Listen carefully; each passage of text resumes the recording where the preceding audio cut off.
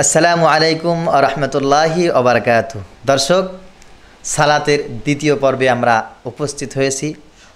কোরআন থেকে, হাদিস থেকে গুরুত্বপূর্ণ কিছু বিষয় নিয়ে আমরা আল্লাহ তাআলার কাছে শুকরিয়া আদায় করছি। আল্লাহ তাআলা আমাদেরকে মুসলমান বানিয়েছেন, ইমানদার বানিয়েছেন, কিন্তু এই পরিচয়টা আমাদের জন্য কিন্তু যথেষ্ট নয়।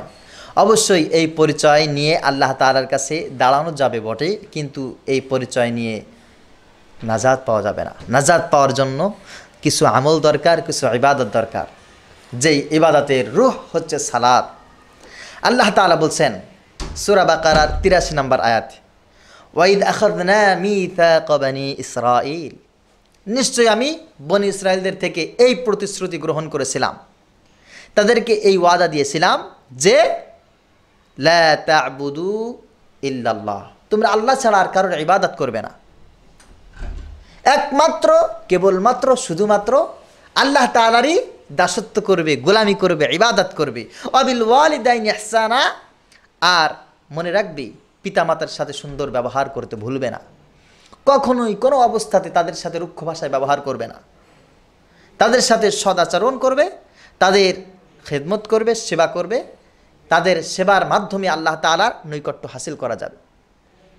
ওয়াদিল কুরবা ওয়াল ইয়াতামা ওয়াল মাসাকিন, এবং যারা এতিম আছে, মিসকিন আছে, নিকটবর্তী প্রতিবেশী যারা রয়েছে তাদের সাথে অবশ্যই ভালো ব্যবহার করতে হবে, খারাপ ব্যবহার করা যাবে না। ওয়াকুলু লিন্নাসি হুসনা, দুনিয়ায় যত মানুষ আছে কোনো মানুষের সাথে খারাপ ব্যবহার করা যাবে না, সব মানুষের সাথে সুন্দর সুন্দর ব্যবহার করতে হবে। ওয়া আকিমুস সালাহ ওয়া আতুজ যাকাত, আর মনে রাখবে এই যত ইবাদত আছে সব ইবাদতের ভিতরে মুখ্যম যে ইবাদত সেটা হচ্ছে সালাত কায়েম করতে হবে। একজন মানুষ যদি সালাত কায়েম করে তার জন্য পিতামাতার খেদমত করা সহজ, তার জন্য প্রতিবেশীর হক আদায় করা সহজ, তার জন্য আত্মীয় স্বজনের হক আদায় করা সহজ, এতিম মিসকিনদেরকে সহায়তা করা তার জন্য সহজ। আর যেই ব্যক্তি সালাত কায়েম করে না, যেই ব্যক্তির ভিতরে সালাত নেই, সেই ব্যক্তি সাধারণত ধরে নিতেই হবে তার ভিতরে এই জিনিসগুলো থাকে না। পিতামাতার আনুগত্যশীলতা থাকে না, প্রতিবেশীর হক আদায় করা এটাও থাকে না, তার ভিতরে থাকে না। সেই ব্যক্তি মানুষের সাথে সুন্দর সুন্দর ব্যবহার করবে। মানুষের সাথে সুন্দর ব্যবহার তারাই করতে পারে যাদের ভিতরে সালাত আছে, যারা যাকাত আদায় করে। সুম্মা তাওয়াল্লাইতুম ইল্লা কলিলাম মিনকুম ওয়া আনতুম মুরিদুন, তবে আল্লাহ তাআলা অবশ্যই জানেন আল্লাহ তাআলার হুকুম কে পালন করে আর কে পালন করে না। খুব খুব কম মানুষেরাই আল্লাহ তাআলার এই হুকুমগুলো পালন করে থাকে। যেই ব্যক্তি সালাত আদায় করে না সেই ব্যক্তি আল্লাহ তাআলার হুকুম কমই পালন করে, আর যেই ব্যক্তি সালাত আদায় করে সেই ব্যক্তি আল্লাহ তাআলার অবশ্যই সম্পূর্ণ হুকুমগুলো পালন করে। যেহেতু আমরা সালাতের ধারাবাহিক আলোচনা শুনছি, সেই জন্য আপনাদেরকে জানিয়ে রাখতে চাই সালাতের এমন কতগুলো বিষয় রয়েছে যেটা একমাত্র সকল ইবাদতের রক্ষক হচ্ছে সালাত। সকল ইবাদত ঠিক হয়ে যায় যদি সালাত ঠিক হয়ে যায়। সালাত যদি ঠিক হয়ে যায় তো মানুষের চরিত্র ঠিক হয়ে যায়। সালাত যদি ঠিক হয়ে যায় তো এই বান্দাটা আল্লাহ তাআলার যাবতীয় বিষয়কে কমপ্লিটলি মানতে পারে, কমপ্লিটলি সেই আল্লাহ তাআলার হুকুমের পরে চলতে পারে। জিনিসগুলো আমাদেরকে সামনে আসতেছে। সালাতের দ্বিতীয় পর্ব চলছে। শ্রোতারা, যারা দর্শক শ্রোতা আছেন, আপনাদেরকে জানিয়ে রাখতেছি আমাদের সালাতের কন্টিনিউ যে আলোচনা রয়েছে, ধারাবাহিক আলোচনা, তার দ্বিতীয় পর্বের আলোচনা আপনারা শুনছেন। সালাত, একজন মানুষ সমাজের নিচু শ্রেণীর মানুষ হতে পারে, সে একজন শ্রমজীবী হতে পারে, সে একজন কৃষক হতে পারে, সে একজন অশিক্ষিত মূর্খ কালো নিচু বংশের একজন মানুষ।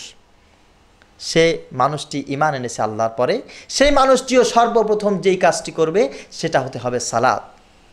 এখান থেকে এক শ্রেণীর মানুষ যারা শিক্ষিত, যারা অর্থবিত্তশালী, যারা নেতৃত্ব দিচ্ছেন এমন কোনো ব্যক্তি হতে পারে, মেম্বার হতে পারে, চেয়ারম্যান হতে পারে, একজন এমপি, মন্ত্রী, একজন মিনিস্টার, একজন রাষ্ট্রপতি, একজন রাষ্ট্রপ্রধান, প্রধানমন্ত্রী, রাজা বাচ্চা যে হোক না কেন, সে যদি ক্ষমতা গ্রহণ করে, সেই ব্যক্তি যদি তার স্থানে প্রথমে চলে যায়, যাওয়ার পরে সর্বপ্রথম কাজটি সেই ব্যক্তি কি করবে?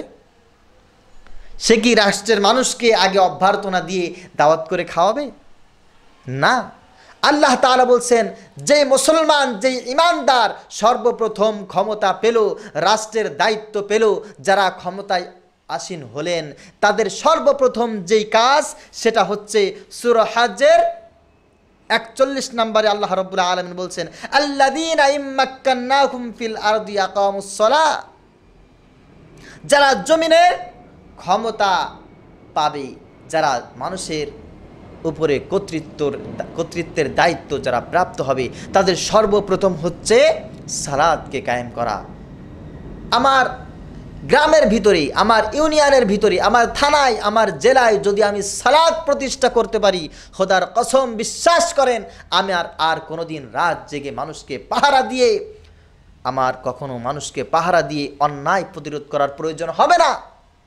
আমি যদি মানুষকে সালাত আদায়কারী করতে পারি, বিশ্বাস করেন আমার কোনো মানুষকে চরিত্র ঠিক করার জন্য লাঠি ব্যবহার করার প্রয়োজন হবে না।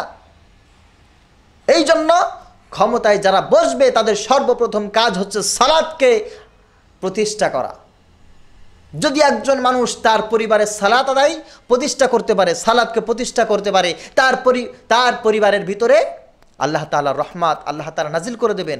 কোনো ব্যক্তির ইউনিয়নে যদি সালাত প্রতিষ্ঠা করতে পারে, সেই ইউনিয়নের ভিতরে আল্লাহ তাআলা তার রহমত, তার মাগফিরাত, তার আকাশ ফেড়ে তার যত কল্যাণ আছে নাজিল করে দেবেন। যদি কোনো রাষ্ট্রের সালাত কায়েম হয়ে যায়, সেই রাষ্ট্রের প্রতি আল্লাহ তাআলা রহমত নাজিল করে দেবেন। এই জন্য যারা ক্ষমতাসীন আছে তাদের সর্বপ্রথম যেই দায়িত্ব, যেই কর্তব্য, সেটা হচ্ছে সালাত। সালাতকে কায়েম করতে হবে বাধ্যতামূলক। মানুষকে হাত ধরে পায়ে ধরে বারবার এই কথা বলা না, বাবারে আল্লাহর রাস্তায় সালাতটা আদায় করে নাও না। ক্ষমতা পেয়েছি, সর্বপ্রথম আমার কাজ হচ্ছে অবশ্যই তোমাকে সালাত আদায় করতে হবে। তুমি ইমানদার, তুমি মুসলমান, তুমি সালাত আদায় করা ছাড়া চলতে পারবে না। যেখানে যে অবস্থায়, যে কাজে, যে কর্মে আসো, সেই অবস্থায় তোমাকে সালাত আদায় করতে হবে। আসুন আমরা সালাতের প্রতি যত্নবান হয়ে যাই। আল্লাহ তাআলা বলছেন, আমি মানুষদেরকে আমি যেই কাজ দিয়েছি, মানুষদেরকে আমি যেই দায়িত্ব দিয়েছি, এই দায়িত্ব সম্পর্কে আমার কাছে তার একদিন জবাবদিহি করতে হবে। তার কারণ যাকে যেই দায়িত্ব পাওয়ার উপযুক্ত ছিল, আমি আল্লাহ তাআলা তাকে সেই দায়িত্ব দিয়েই প্রেরণ করেছি। সূরা আম্বিয়ার ৭৩ নম্বর আয়াতে আল্লাহ তাআলা বলছেন, ওয়াজআলনাহুম আইম্মাতান ইয়াহদুনা বিআমরিনা ওয়া আওহাইনা ইলাইহিম ফি'লাল খায়রাতি ওয়া ইকামিস সালাহ ওয়া ইকামাস সালাতি ওয়া ইতাআজ যাকাহ ওয়া কানু লানা আবিদিন।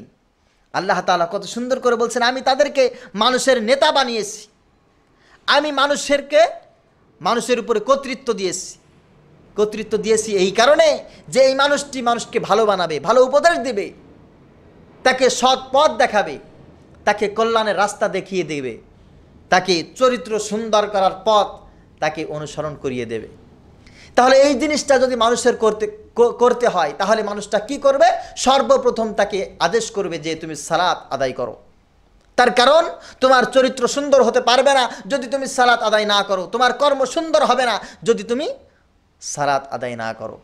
আমাদের বাংলাদেশে অনেক প্রতিষ্ঠান আছে, বিশ্বে অনেক প্রতিষ্ঠান এখনো পর্যন্ত আছে যেখানে সালাতকে বাধ্যতামূলক করা হয়েছে। নামাজের সময় হলে, সালাতের সময় হলে ছুটি দেওয়া হয় সালাত আদায় করার জন্য। শিফটে যারা সালাত আদায় করে আবার কাজ শুরু করে, বিশ্বাস করেন আপনি 10টি প্রতিষ্ঠানের সাথে এই সমস্ত প্রতিষ্ঠানের তুলনা করে দেখবেন, সেখানে সুশৃঙ্খলভাবে সেই জায়গায় মানুষজন কত সুন্দর করে চলাফেরা করতেছে, তাদের ডিউটি পালন করতেছে।